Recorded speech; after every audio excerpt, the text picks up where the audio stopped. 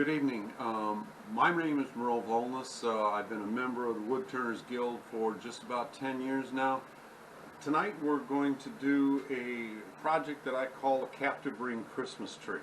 Something like this, where you cut the rings loose and they all fall freely, and when you tip it upside down, it doesn't fall off.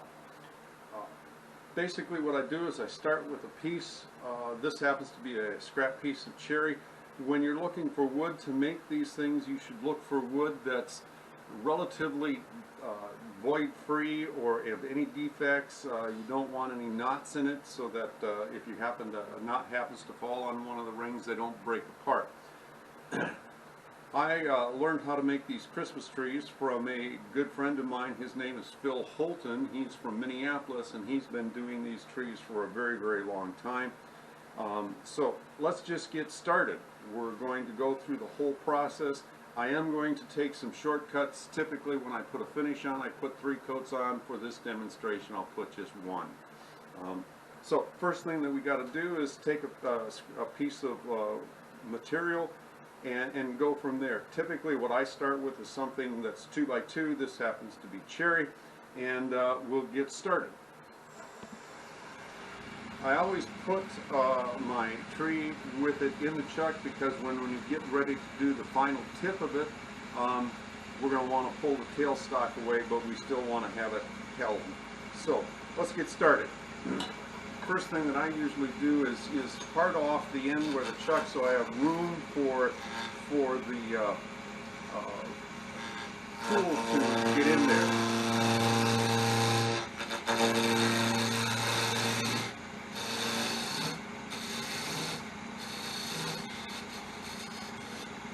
Now we're going to make the piece round. Some of the tools that we're going to be using today, of course, is a spindle roughing gouge, a spindle gouge, a skew chisel, of course the parting tool, a scraper, a couple of specialty tools. I have a thin parting tool that I'll use at the very end to part the tree base off and let the tree stand free. One of the other tools that I use will be a skew chisel that I have modified. You can't get a hold of a 1/4 inch skew chisel, so I took a 1/2 inch skew chisel and ground it off so that I can have a very small skew chisel, and you'll see where I use this.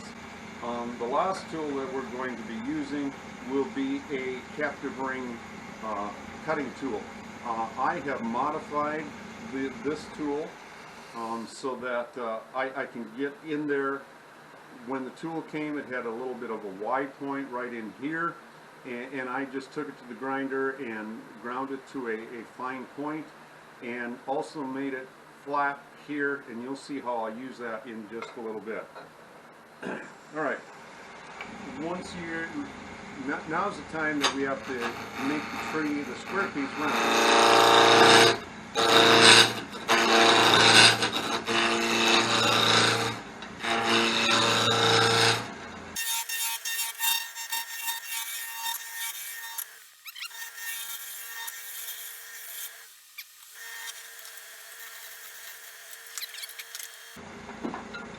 Alright, once you have the piece round, one of the first things you have to do is decide out where the base and the trunk is going to be. So we're going to say that the base is right here, and the trunk is going to meet the canopy right about here. At this time, I also like to define it so that when I get to this part, I don't have to worry about it.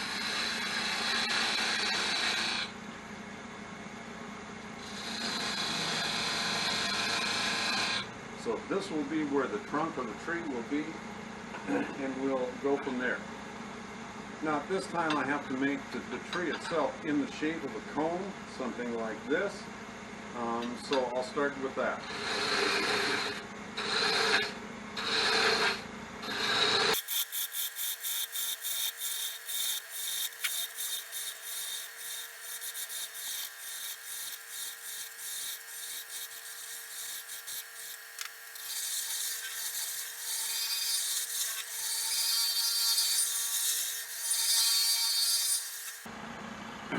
Once you have the tree in the shape of of a cone, then you're going to start forming your rings.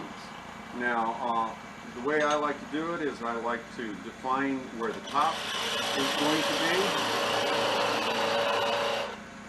be and where the last ring will be.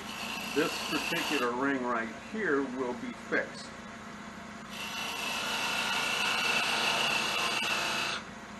Once you got the top and the bottom defined, with the rings, I like to make them as thin as I possibly can, something around 1/8 of an inch thick.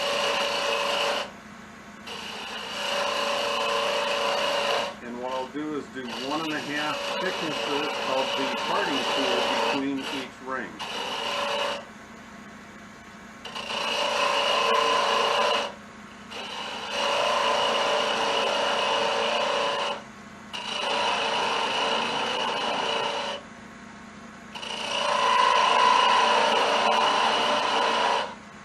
Basically just define where the rings are and then go back after I've got all the rings defined and touch them up, because you want the inside of the tree to be in the same shape as the outside. If you'll notice that I'm holding my skew so I'm not going straight in, I'm kind of going in at an angle to follow the shape of the tree.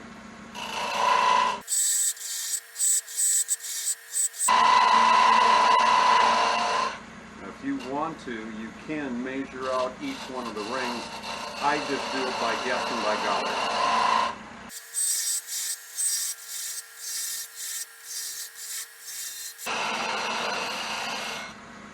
Alright. Once I've got the rings defined, then I'll go back and refine it. I like the rings to be at least 1/4 of an inch thick.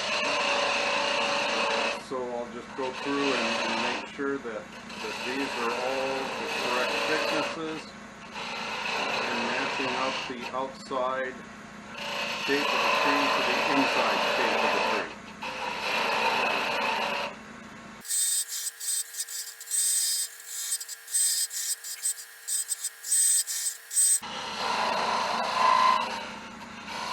The depth that I'm going is about 3/8 of an inch thick or 3/8 of an inch deep. This way it'll give the rings plenty of body to them.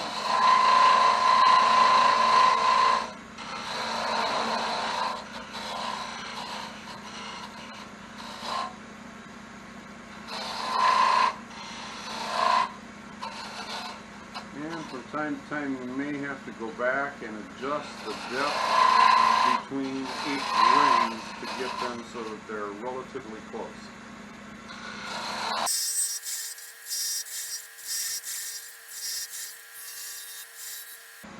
Alright, that looks pretty good. Now, what you have to do right now is, because once we cut the rings loose, they won't be able to, you can finish them, but it's pretty difficult. So at this time, I sand all the rings and I'll put at least one coat of finish on each one of the rings. And then I'll also take off the sharp edges on each one of the rings.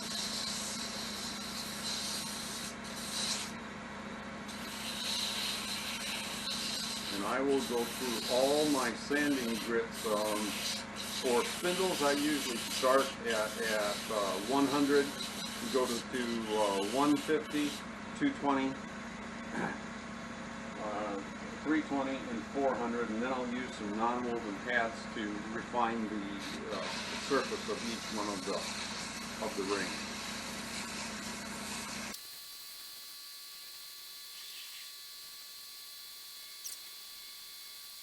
Now, I also use in most of my projects these non-woven rings that give a refined finish to the piece that you're working on. So I'll use them in this order, which is burgundy, which is the equivalency of 2/0 steel wool, green, which is 3/0 steel wool, gray, which is 4/0 steel wool, and the white one is for polishing.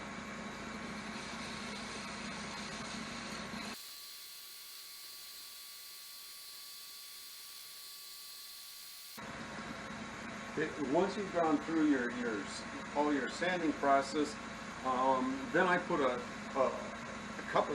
Typically, what I'll do is I'll put on 3 coats, waiting about 5 or 10 minutes between each coat. And the finish that I'm using is just Danish oil.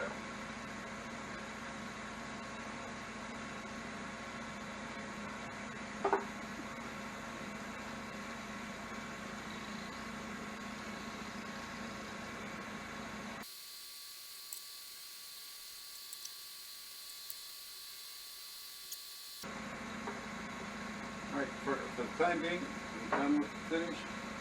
Now comes time to actually part off the rings, and like I said, I modified the captive ring tool that I got. The one that I like to use is Hamlin. It has a bigger ring cutter on it, and like I said, I modified it so that it comes to a tip with a relatively flat bottom, so I can ride it along the inside edge of the piece. All you got to do is just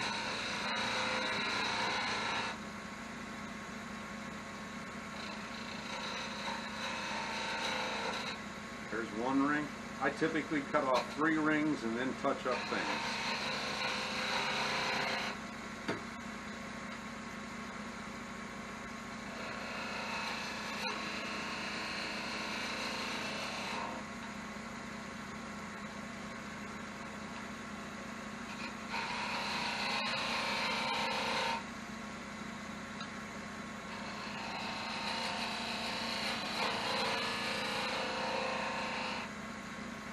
Okay, here is where that skew chisel that I modified comes in. Because you're always going to have some little nubs here, you kind of have to take them off.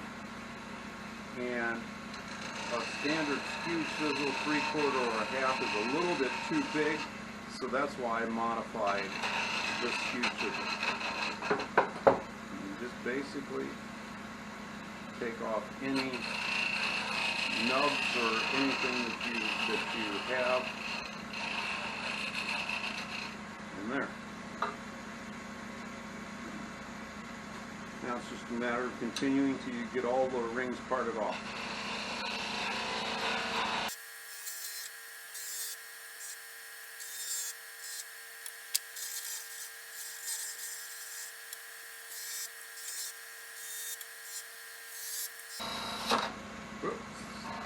Sometimes that happens, where you bust a ring off.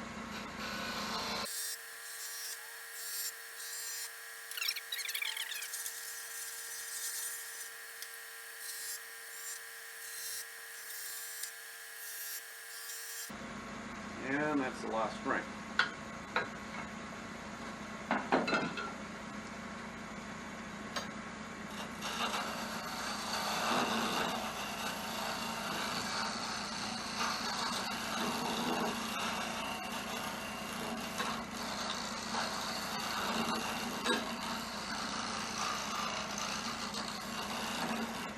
You'll notice right here what I did is on the fixed ring, I also went in a little ways, because when this last ring, if it gets too close, you still want it to look like it's sitting off the last fixed ring. So once you've got the rings all parted off, now I'm going to start working on the trunk.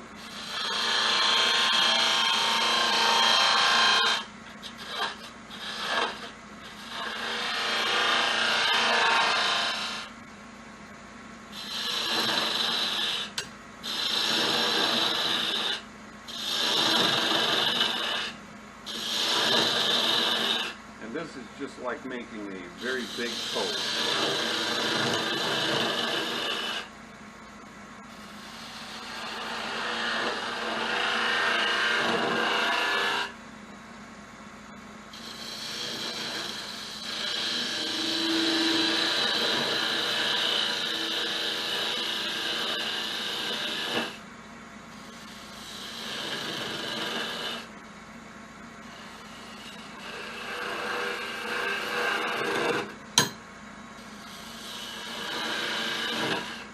You can make your trunk as thick or as thin as you want.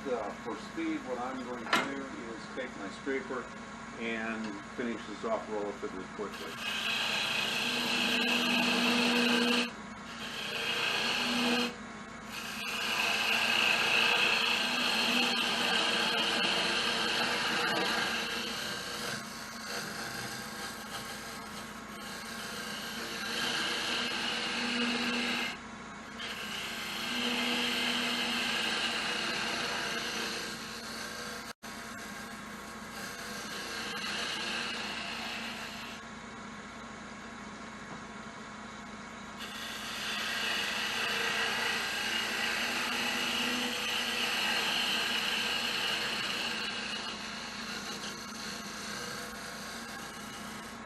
Alright, call that good. Now I'm going to take my skew chisel back here and define the spot where I'm going to part it off. Right there. Now that you've got everything done except for the very, very top, that's one of the last things that we're going to do just before we part it off. So now it comes time to sand again.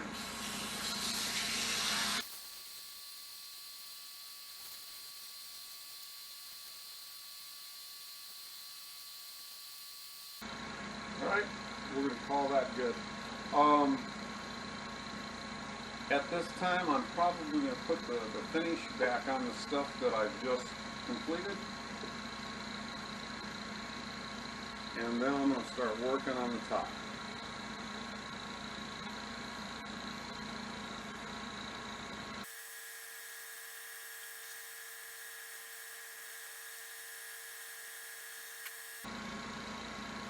Once you get this, you want to bring the top to a point, and at this about this time, I'm going to eventually pull the tailstock away and finish up the very quick.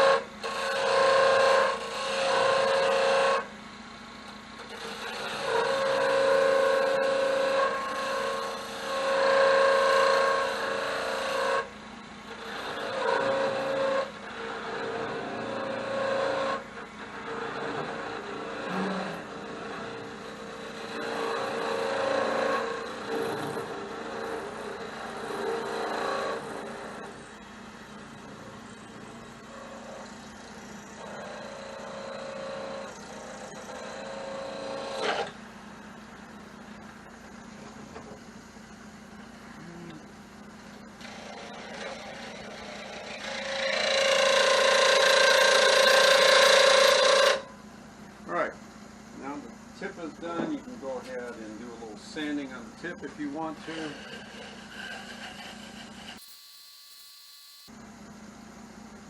Now I'll go ahead and put some more finish on the tip, and then we're just about done.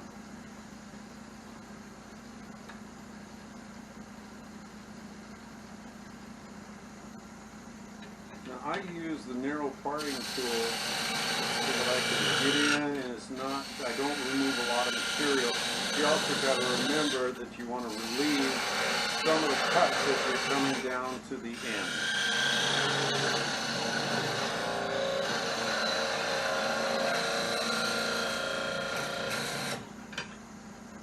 And there you go. You have yourself a captive ring Christmas tree where the rings will come down. It's a fun little project. I enjoy doing this.